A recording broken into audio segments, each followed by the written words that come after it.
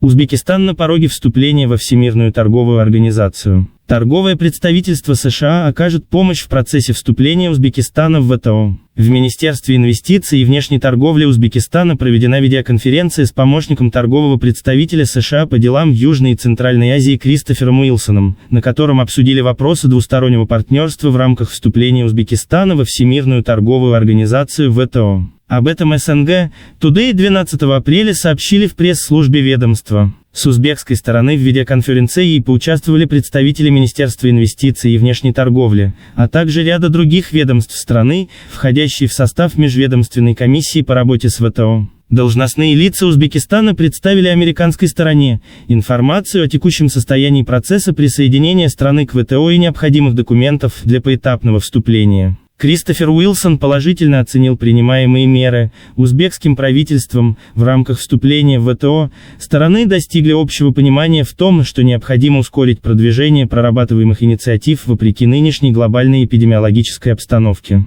Для прорабатывания текущих вопросов более интенсивно и оперативно собеседники договорились продолжить диалог с регулярным проведением аналогичных видеоконференций с целью эффективной организации всех мероприятий в процессе вступления республики в ВТО.